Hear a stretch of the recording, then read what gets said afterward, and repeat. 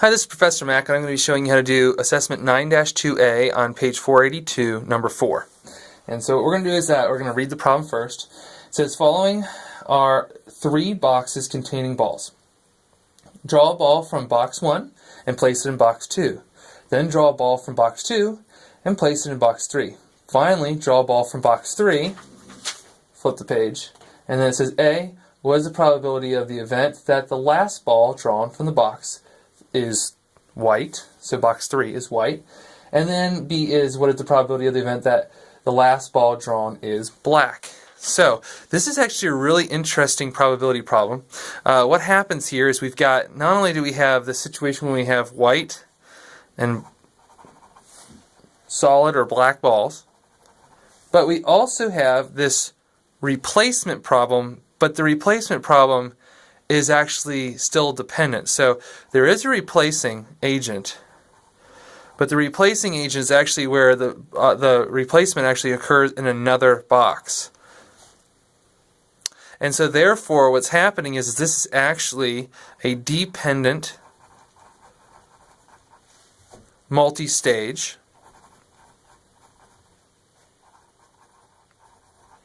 equation or probability. So what we're going to do is we're going to have to figure out exactly how to go about solving this problem. So the first thing that I'd like to do is just kind of draw a picture. So making a diagram or an illustration is one of those problem solving strategies that we've discussed. And so I have 3 boxes.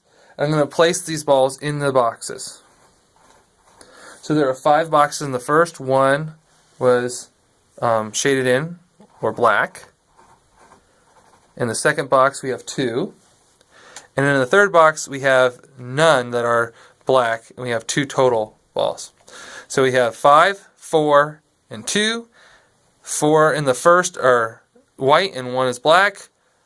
2 in the first are white, 2 are black, and then finally the last box only has 2 white balls. Now, the next thing we do is we can draw a tree diagram. This tree diagram is going to really help us to understand the complexity of this problem. So what happens is when we draw out of this, we're then going to put whatever we drew from this first box into the second box. And then whatever we draw out of the second box, we're going to put into the third box. So these are dependent on the previous box and whatever was drawn there. So what we do is we take our first and we just break it down to our 2 options. Our 2 options are either we're going to have white or we're going to have black. Pretty simple. So the next thing that we're going to do is we're going to make sure that we illustrate what that is as a fraction in terms of its probability. There are 4 white balls that could be gathered, and there is 1 black ball. Now you could have drawn 4 separate balls all the way down here and then that were white, and then 1 that was black, and then each of those would have been 1/5. But I'm doing the combining method this time. Alright, so then what I'm going to do is I'm going to say the next thing that could occur is I could have a white or a black. But remember, it depends on what I drew out of the first box. So the first box I drew a white, I put that in there. Now I actually have 5 different objects in this box. 3 of those would be white and 2 of those would be black. So that's why it's dependent. And the next one, what we do is we take the same thing. We'd say white and black. But this time I took the 1 black out of there and put it in here. So now the odds flip. It's a 2/5 chance of getting a white and a 3/5 chance of getting black.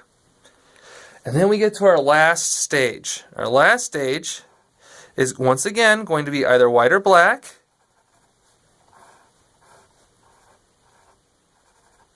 For each of the other outcomes that could have occurred before it. So if I get a white ball and I bring it over into here, that means now I have 3 white balls out of 3, and I have 0 black balls out of 3 balls total. Then if I drew a black, I have a 2 out of 3 chance of it being white, and I have a 1 out of 3 chance of it being black. Likewise, if I go here, I get a white out. White will have the same odds as above, so I'm just going to have a 3 out of 3 and a 0 out of 3 chance. And then finally, I go down to the last set of outcomes, and that would be if I had a black brought over here, then that would mean that I have a 2 out of 3 chance and a 1 out of 3 chance.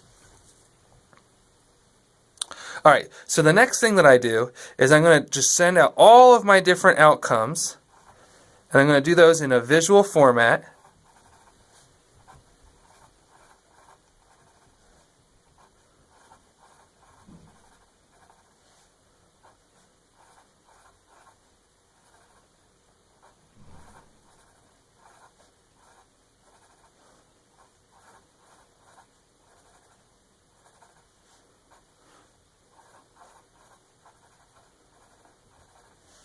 And the question was for A, so now that I have number 4 started here, all that was the background work that I had to do to be able to now start solving the 2 problems. So A is, what is the probability that the 3rd time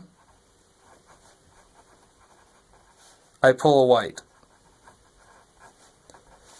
Well, if I look here, I've got a white on this here, here, here, and here. And so I need to find the probabilities of those. Well, that's not too rough. All I have to do is multiply each of these fractions to get the actual probability for each of these outcomes. So 4 times 3 times 3 is 36. And it's 5 times 5 times 3 is 75. So I have a 36 out of 75 chance for that outcome. And that's one of my last whites.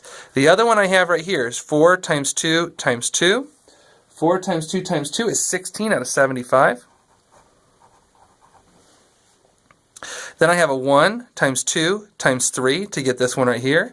That's a 6 out of 75. A 1 times 3 times 2 is a 6 out of 75.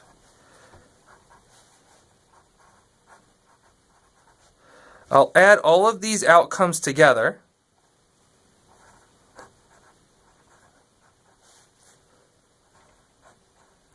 and that will give my probability of each of these occurring. And so once I do that, I'll get 64 out of 75. There is no simplifying that, and so I will write this out properly.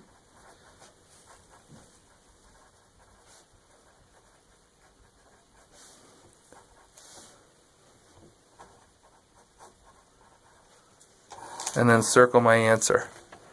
And so that's how I would get A. Now you can do B on your own.